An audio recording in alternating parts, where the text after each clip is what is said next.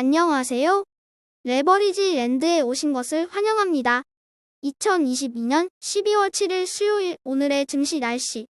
까만 먹구름이 온 하늘을 뒤덮었다. 경기 침체 걱정에 밥도 안 넘어간다. 투자기관 CEO들의 내년 침체 예상 발언에 바짝 얼어붙은 투심. 파월의 비둘기 변신 효과는 오래가지 못했다.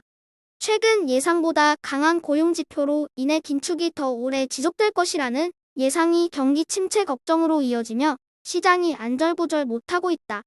이에 오늘은 투자기관 CEO들이 한마디씩 거들며 겁을 주면서 투심은 완전히 얼어붙었고 그 덕에 S&P 500은 1.44% 하락하였고 나스닥과 필라델피아 반도체 역시 2%대 초반으로 하락하며 고점 대비 하락률 마이너스 30% 고지를 넘어서지 못하고 또다시 미끄러져 내려가고 있는 중이다. 투자기관 CEO들이 도대체 뭐라고 떠들어대길래 시장이 이리도 겁을 먹은 것일까? 지금부터 하나하나 살펴보겠다.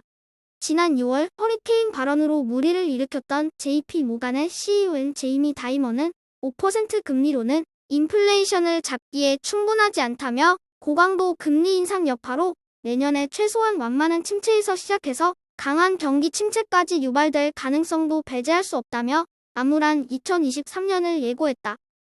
골드만삭스의 CEO의 데이비드 솔로만 역시 앞으로 순탄치 않은 경제가 예상되며 내년에 미국 경제가 경기 침체에 직면하게 될 것은 확실시 된다고 예측했다. 이와 더불어 더 혹독한 환경이 다가오는 만큼 금융자원을 신중히 관리할 것을 권고했다.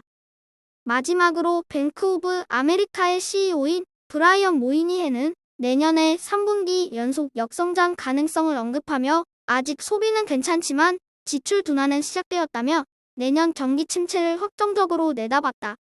참고로 JP모간, 골드만삭스, 뱅크 오브 아메리카 모두 올 연말 S&P 500 예상치를 4,500에서 5,500포인트까지 예측한 투자기관들로 올해 주가 전망을 제대로 맞춘 기관은 단 하나도 없다. 노인네들 앓는 소리에 시장이 과민하게 반응한다는 생각이 든다. 한편으로는 대형 투자기관에서 확심하고 미국 연준을 저격하여 의도적으로 경기 침체 이슈를 더 크게 부각시키고 있는 것이 아닌가 하는 생각도 든다. 3배수 레버리지 ETF는 이번 주 내내 정신없이 두들겨 맞는 중이다. 중국 주식만 혼자 눈치 없이 내달릴 뿐 나스닥, 반도체, 빅테크, 바이오 할 것 없이 연일대 폭락 중이다. 이제 중소형 바이오 테크주 라보의 고점 대비 하락률은 96.41%로 바닥을 다시 터치하기 직전이며 불지의 하락률 역시 고점 대비 마이너스 92.69%로 좀처럼 부진의 늪에서 벗어나지 못하고 있는 모습이다. 2배수 레버리지 ETF 역시 상황은 마찬가지다. 중국 테크주 시열만 중국의 코로나 봉쇄 완화 호재 속에 나홀로 상승 중인 반면에 미국의 상황은 초상집 그 자체이다. 2배수 레버리지 ETF답지 않게 대부분이 고점 대비 반토막 이상의 하락률을 보여주고 있으며 그 중에서도 반도체와 전기차 관련 ETF가 60% 이상이 하락률로 투톱을 형성한 가운데 최근 많이 올라왔는데도 불구하고 중국 테크주 시웹의 고점 대비 하락률은 여전히 95.27%로 가히 범접할 수 없는 차원이 다른 모습을 보여주고 있다. 상매수를 역으로 추종하는 곡버스 ETF는 인플레이션은 꺾이기 시작하고 믿었던 파월마저 매파에서 비둘기로 배신하며 망연자실하였으나 예상 외의 강한 고용 여파로 인한 과도한 경기 침체 우려 속에 투심이 얼어붙임에 따라 빠르게 활기를 되찾은 모습이다. 200%가 넘는 수익률을 자랑하며 전학왔던 신입생 YA인지는 중국 종목들의 가파른 상승세 속의 올 한해 상승률은 34.05%로 어디 가서 명함도 못 내미는 수준이 되었으며 이제는 빅테크와 반도체 중심의 불지를 역으로 추종하는 최고의 곡버스 ETF로 올 한해 103.26%의 상승률을 자랑하고 있다. 이제 중요한 것은 금요일에 발표될 생산자 물가지수와 다음 주에 나올 대망의 소비자 물가지수가 될 것으로 판단되며 그 결과에 따라 시장의 단기 방향성이 결정될 것으로 추정된다. 다음으로 주요 기술주 종목 소식이다. 애플은 자율주행차 출시 계획을 2026년으로 연기한다고 발표했다.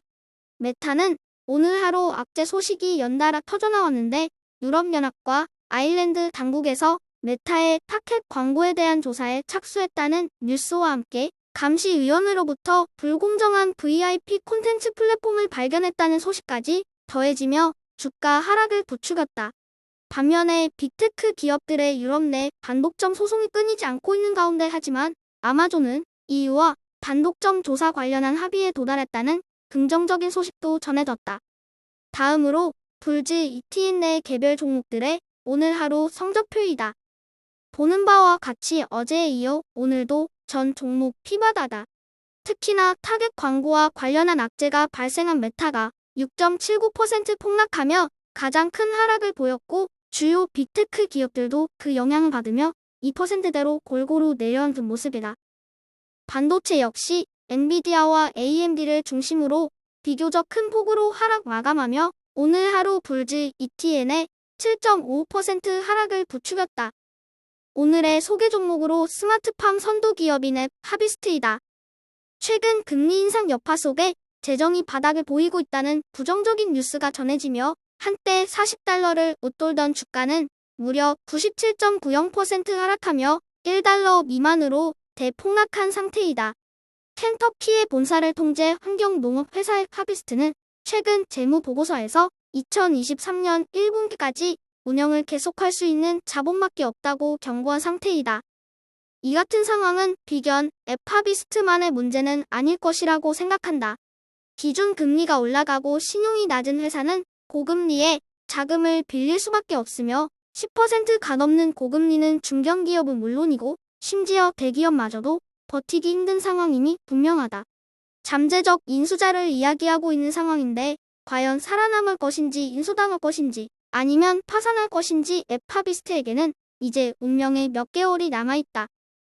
스타트팜 사업에 대한 생각을 해보자면 붕업이 되기 위해서는 극단적인 기후변화로 경작 단단히가 줄어들고 개발도상국은 말할 것도 없고 중진국과 선진국 일부도 식량 문제에 위협을 받을 때 주목을 받게 될 것으로 예상된다. 즉 미래 먹거리임에는 분명하지만 아직 자금이 몰릴 만한 이벤트가 부족하다는 것이다. 최근 들어 지구 내 인류의 인구가 불과 40년도 채 되지 않아 80억 이상으로 늘어났다. 앞으로 수십 년 내 인구는 100억이 넘을 것으로 예상되며 과학기술의 발달로 인간 수명은 계속 늘어나는 가운데 기아, 질병으로 죽는 인구는 현저하게 줄어들게 됨에 따라 인구 증가와 노령화 사회는 이미 예견된 눈앞의 미래가 되었다. 인구가 10억 늘어날 때마다 식량을 조달할 브라질 만한 영토의 땅이 필요하다. 지금 당장은 걱정이 없다 하겠지만 다가올 기후변화와 인구 증가 문제 등을 감안할 때 스마트팜은 투자자의 관점에서 반드시 관심 있게 지켜봐야 할 산업이라고 생각한다. 또 앱 하비스트가 최근 재정 압박으로 인해 어려운 국면에 처해 있기에 응원하는 차원에서 소개하는 바이며 위기지의 찬스라고 했다. 이 위기만 잘 극복하고 나면 크게 뻗어나갈 수 있는 회사이기에 오늘의 템버거 종목으로 앱 하비스트를 추천한다. 고용이 강하다고 하니 긴축은 계속될 것 같고 그러면 경기 침체는 피하지 못할 것 같고 걱정이 꼬리에 꼬리를 무는 바람에 주가가 계속 떨어져 속상한 분들이 많으실 것 같다. 해결될 일이면 걱정할 필요가 없고 해결되지 않을 일이라면 걱정해도 소용이 없다. 투자의 세계란 원래 고독하고 괴로운 것이다. 아프니까 투자자다. 침체 걱정 속에 감사히 주가를 묶어놔 주고 있어 감사하다고 생각하자. 기왕 맞을 매라면 매도 먼저 맞는 게 더 낫다.